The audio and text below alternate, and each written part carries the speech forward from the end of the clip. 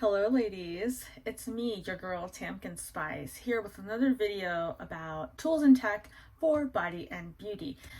Kind of riding this wave a little bit. I posted a video about my tummy tuck journey. I hope you've seen that. If not, I will have a card here for you to click if you want to see that.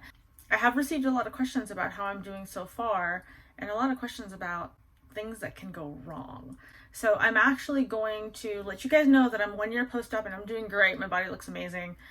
But I do want to draw some attention to a lot of the things that folks who are in the planning phases of their journey need to start considering, because these are things that could go very, very wrong in such a major surgery.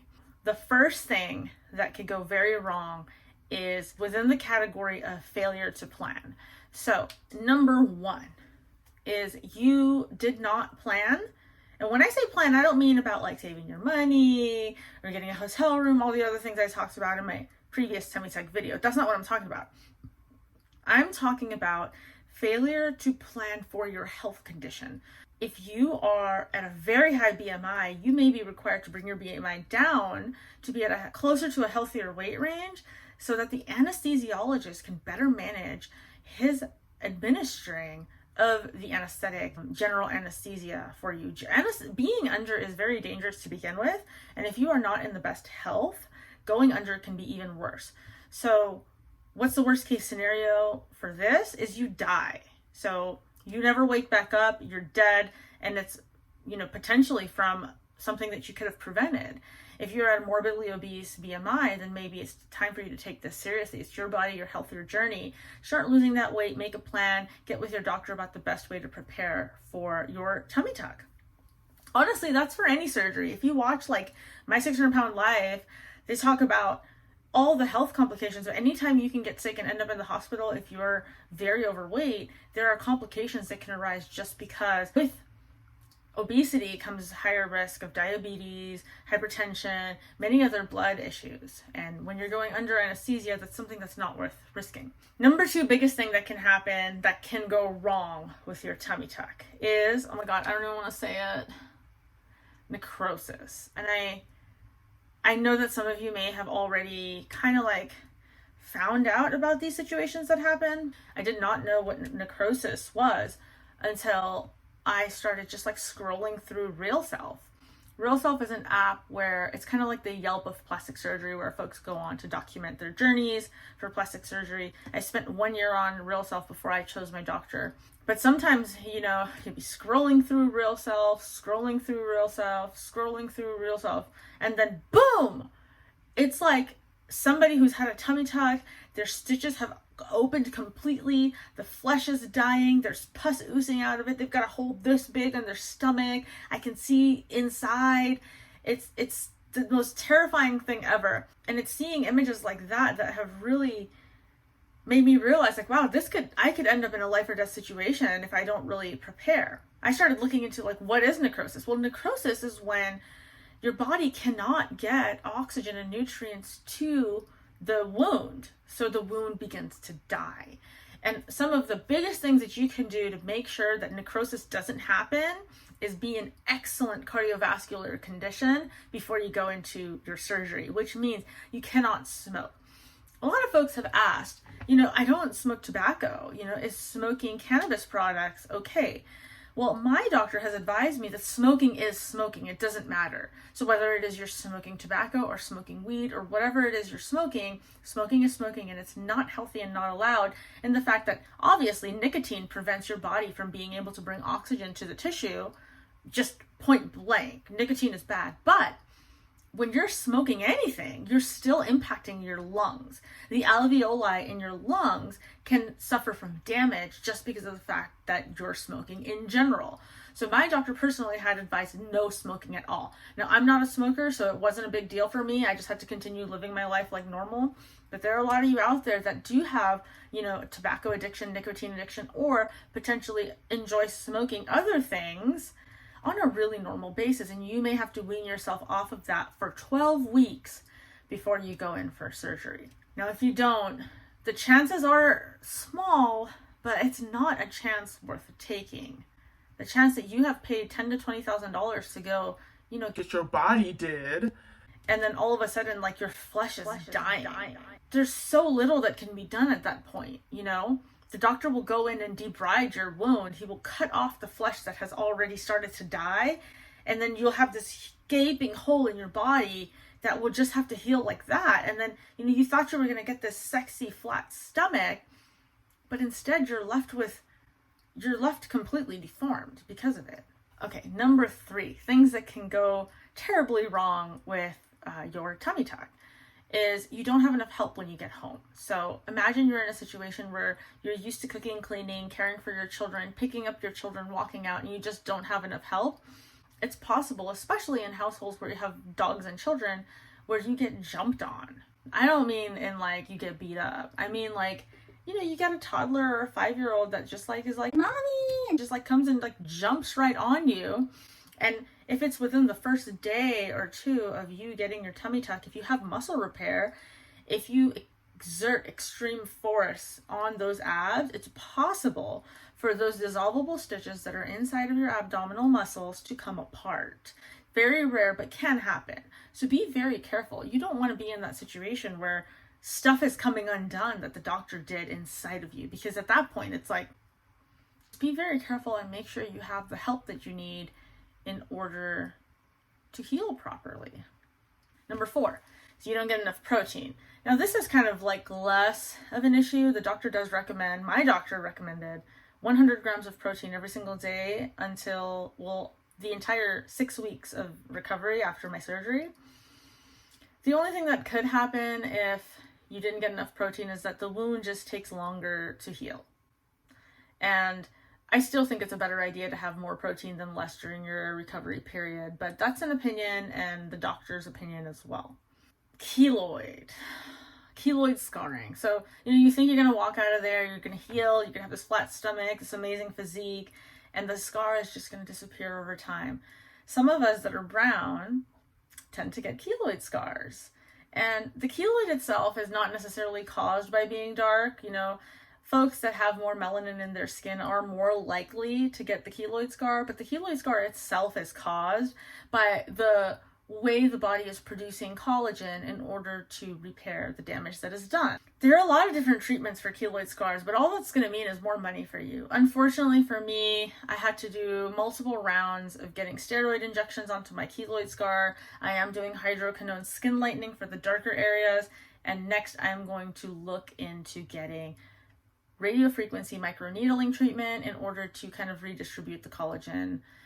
But I mean, what I just mentioned is thousands of dollars beyond the $20,000 that I have spent doing all the different things I have in order to get the results I've wanted. Be aware. What you can do is just watch your scar. You know, once you are allowed to clean your wound and look at it, check it every day, multiple times a day. And if there's ever a time where you feel a lot of tension and a lot of itching, and if you're darker skinned, that may be the early indicators that you're starting to get a keloid scar. I would say at that point, talk to your doctor and see if you can start steroid injections early or apply Botox to the incision site. And the Botox can actually alleviate the tension that is on the skin. If you're traveling abroad to get your surgery, which I didn't do because of this fear, is if something goes very, very wrong, you want to have the right insurance and English-speaking people that are going to be able to support you. If you're going overseas, I highly recommend don't go by yourself. I know that they have these like surgery buddy systems that you can like find a buddy online. You know, Real Self does this as well, where you just go with a stranger and you go get a surgery. But I would recommend it really needs to be someone that has your best interest in mind and can be there for you. The worst thing that can happen is you go somewhere, you don't realize the terms of your international medical tourism insurance, which you should have. You should make sure whatever you do, you have specific medical tourism insurance for things that go wrong, because otherwise you're not going to be able to save yourself from that situation. If things take a turn for the worse, if you get infection, if you get sepsis, if you have really bad reaction to anesthesia. Any of these things can happen. And if you're in a foreign country, you need to know the terms and conditions of your insurance and your deductibles. Imagine you spent $20,000 to go overseas and get this surgery. You don't have any money left. And then something goes wrong and your international insurance deductible is $5,000 and you don't have that money. Whatever your insurance agreement is, read it. It's going to be like a crazy fine print, but read it or call somebody and have them walk you through everything. Walk through the different scenarios. Like, what happens if your recovery takes longer? If you do begin to have necrosis, what happens if you need additional care for something else that had happened? That's another way for you to plan to avoid something that could be prevented. Another thing that could go wrong that actually happened to me was I got a seroma. So what is a seroma?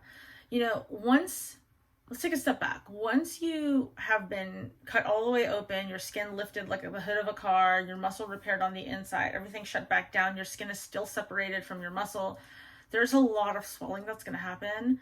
There's, risks of internal bleeding, and there's risks of fluid collection in pockets, which is called a seroma. So with gravity, fluids actually flow down and swelling will flow down. And for me, I actually had a seroma on my upper inner thigh where the fluid had just kind of settled into a pocket. And it was like this kind of like tennis ball size lump and what had happened was, instead of following instructions, I decided I was ready to be a lot more active than which was prescribed by my doctor. So I started walking a couple of miles every day just because I felt like I was up for it. And that was a really big mistake because the doctor has his orders for a reason.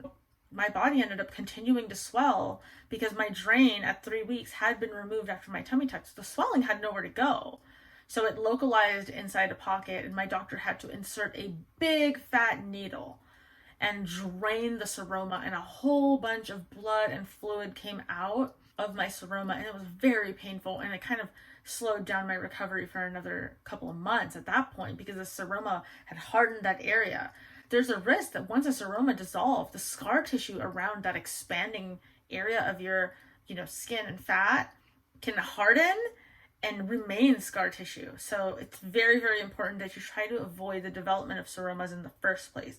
Many of them resolve on their own, but mine was this big and it had to be drained by the doctor. Another thing that might go wrong if you have any type of fat transfer done with your tummy tuck, such as a Brazilian butt lift or fat transfer to the breast, if you apply pressure to those areas where the fat transfer has been moved locally, then it's possible that that fat tissue may start to die, which is called fat necrosis. It can lead to indentations in your skin, and it's really unattractive and it's really dangerous too. Make sure that if you have any fat transfers, that those areas do not have compression. There are compression garments that you can get that have less compression. It's just kind of a mesh cover to help shape the areas where you have fat transfer without actually compressing it. Another thing that can go wrong with your tummy tuck is you're left with an asymmetric result, which means your scar is higher on one side, lower on the other, or your body just looks a little bit lopsided. The surgeon does their best to minimize this, but a lot of times the way you heal can just be the way you heal. So be ready for that. If that happens to you, are you going to be okay with that result? You can go in for a revision, but that's going to cost more money. A lot of times, if you follow directions to the T, sometimes you still have asymmetry. It just depends on the way your body decides to heal. So be ready for that. Having a lot of pain is another thing that can go wrong. Yes, you're going to have pain. It's a tummy tuck. You're being cut all the way open. But having a lot of prolonged pain, if certain nerves are growing, a lot of nerves may be cut during the process, but some will start to grow back sooner than later. And you can have these sharp sensations and these sharp pains in your stomach area. And that is something that can last up to a year. It's been 1 year of my recovery, and every once in a while I have a sharp needle type of sensation in my lower abdomen where my nerves are still waking up. It is important that you understand all of the potential things that could go wrong and the potential risks that you are taking when you're going under surgery. So please take the time to do your own research and make sure you discuss all of your concerns with your doctor ahead of time, because this is so important. It's so important. As important as it is for you to go to a board-certified plastic surgeon who can give you the best result possible, the recovery period and the planning period beforehand are equally as important as the skill of the surgeon, because if you don't prepare your body and your cardiovascular health in order to give your body the best chance at getting that best result, then you're really not setting yourself up for success. Number one takeaway, if nothing else, necrosis is real. Necrosis is real. I see a lot of folks, like I'm on a lot of forums where, it's a plastic surgery forums, and folks are asking, about, oh, can I smoke this? Can I smoke that? Do I have to quit? And I understand it's hard if it's an addiction, but what is more important at this point? You're going to have to really decide.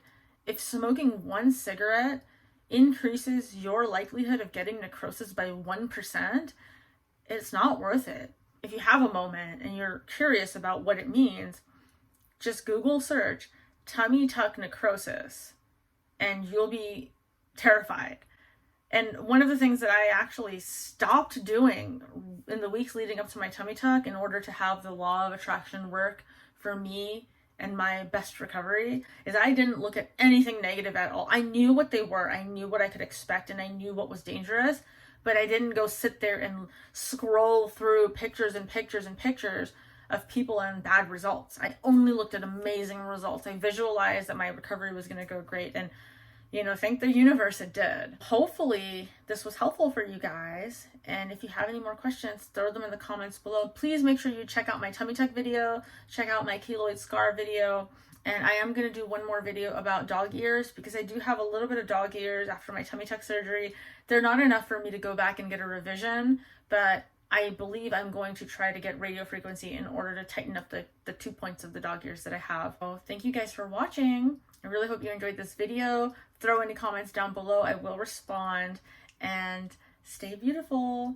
If you like my channel and you're interested in more videos for tools and tech for body and beauty, including more videos about the details of my tummy tuck journey, please like and subscribe and leave a comment below, and I'll get to it. Bye.